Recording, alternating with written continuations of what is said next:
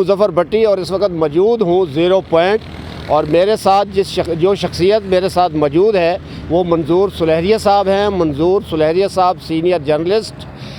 के साथ साथ कई अखबारात में as a reporter, as a editor और एज़ ए रेजिडेंट एडिटर काम कर चुके हैं, और अभी भी एक अखबार के वो रेजिडेंट एडिटर हैं। और इसके साथ साथ है वो नेशनल प्रेस क्लब इस्लामाबाद के जो गुज़श्ता इलेक्शन थे, जो गुज़श्ता बॉडी थी नेशनल प्रेस क्लब की, उसमें गवर्निंग बॉडी के मेंबर भी रहे हैं और उन्होंने एक बहुत अच्छा किरदार अदा किया है। तो आज हम उनसे ये जानना चाहेंगे कि वो एक साल की जो member governing body national press club Islamabad रहे हैं उसमें उन्होंने क्या अपना उनका किरदार क्या रहा है, और इसका तजर्बा हमसे शेयर करेंगे कि उनका वो ये मेंबर गवर्निंग बॉडी का तजर्बा कैसा रहा। अस्सलाम वालेकुम मंजूर सुलहरिया साहब। वालेकुम सलाम। अच्छा सुलहरिया साहब, आप ये बताइएगा कि आप मेंबर गवर्निंग बॉडी यहाँ पर रहे और माशाल्लाह पहली मरतबा आप प्रेस क्लब की सियासत में, नेशनल प्रेस क्लब की सियासत में आप इन हुए और आपने एक अच्छे वोट लेकर के मेंबर गवर्निंग बॉडी आप मुंतखब हुए। तो आपने एक साल गुजारा है, तो इस पर आप बताइएगा कि कैसा तजर्बा रहा आपका। जी, सबसे पहले तो मैं शुक्रिया अदा करूंगा आपका और आपके चैनल का कि आपके तवस्सुत से मैं ये बात कर रहा हूं। मैं एक तंजीम में शामिल हुआ, जावेद मलिक ग्रुप, जो कि शहर का सहाफ़ती सियासत का एक बड़ा नाम है। जावेद मलिक साहब ने इज़्ज़त दी मुझे, और पिछले गुज़श्ता इलेक्शन में मुझे उन्होंने इलेक्शन में मेंबर गवर्निंग बॉडी की हैसियत में शामिल करवाया। मैंने इलेक्शन लड़ा और अल्हम्दुलिल्लाह 1100 वोट लेकर मैं मेंबर गवर्निंग बॉडी कामयाब हुआ। मेरे दोस्तों ने, पीआईडी के दोस्तों ने, दीगर सहाफ़ी दोस्तों ने मुझ पर एतमाद का इज़हार किया और मुझे वोट दिए। अल्हम्दुलिल्लाह मैंने एज़ आ अपोजिशन मेंबर के तौर पे प्रेस क्लब की गवर्निंग बॉडी में हमेशा अपोजिशन का किरदार अदा किया।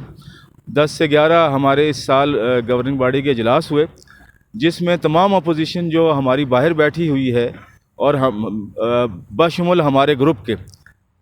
मुझ पे उनका सारा एतमाद था कि मैं उनका किरदार अदा करूं, उनके मसाइल को गवर्निंग बॉडी में पेश कर सकूं। तो मैंने अल्हम्दुलिल्लाह वो पेश किए।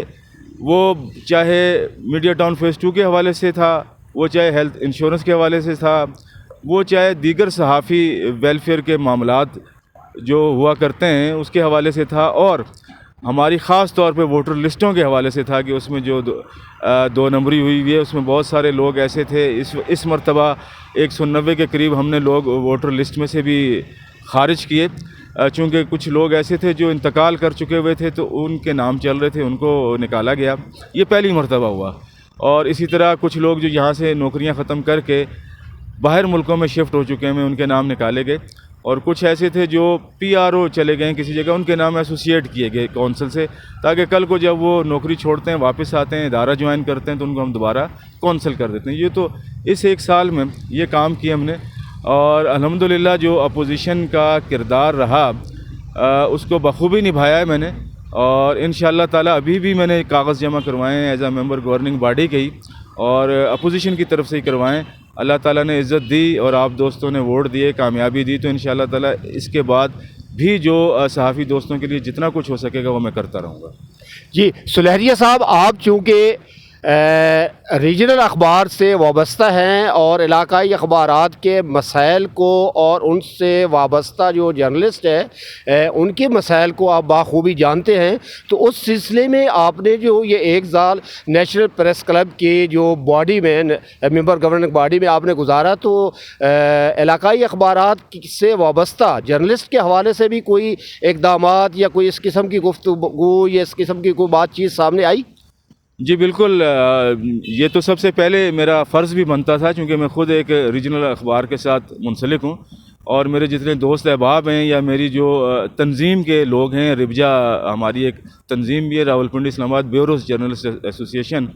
तो उसमें जो ब्यूरो चीफ़ हैं रीजनल अखबारात के साथ जिनका ताल्लुक़ है, उनकी आवाज़ को मैंने प्रेस क्लब में भी उठाया है। और इस हवाले से मैं 2 मीटिंगें PIO जो साबका थे वो भी और जो हालिया ये भी, इन दोनों से इस हवाले से मीटिंग भी की, और तमाम सहाफ़ी दोस्तों का जो रीजनल अखबारात के साथ मुंसलिक हैं और जिनका इस्तेहसाल हो रहा है। यहाँ पे आपको भी मालूम है, मुझे भी मालूम है कि बहुत सारे अखबार ऐसे हैं اخبارات ایسے ہیں جن کو جو صرف اور صرف بلکہ بہت سارے کیا تقریباً اس وقت 90% اخبار ایسے ہیں جو سرکاری اشتہارات پر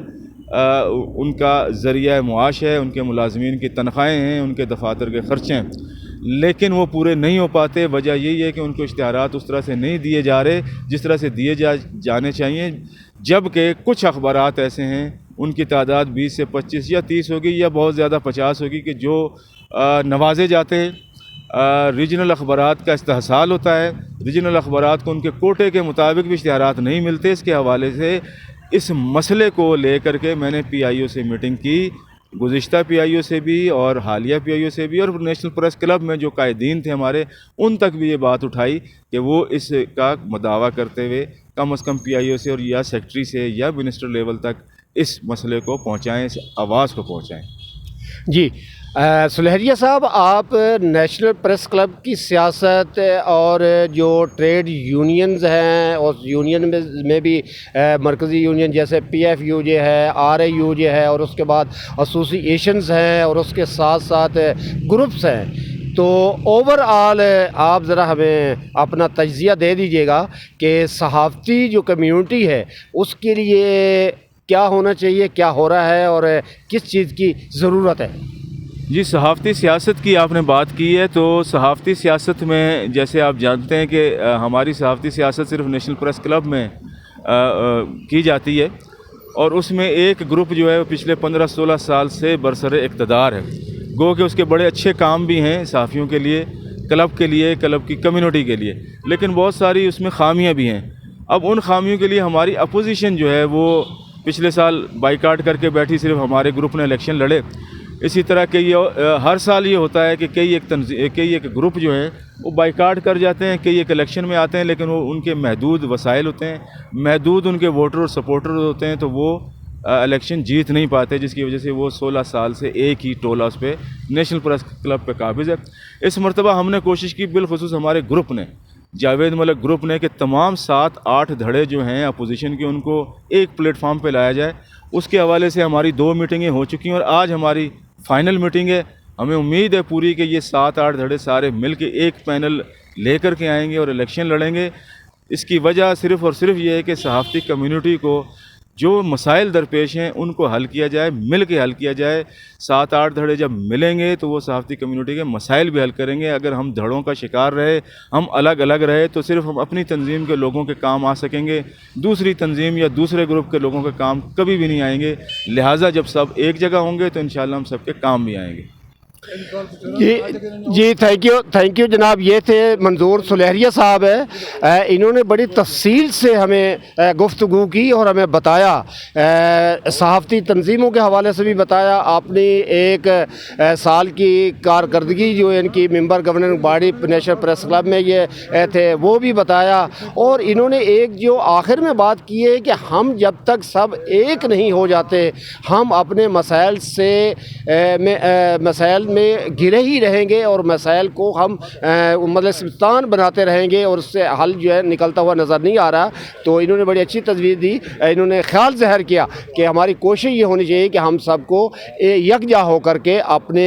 مسائل کے حل کی طرف جانا ہوگا۔ مظفر بٹی، مان ٹی وی، اسلام آباد ہے۔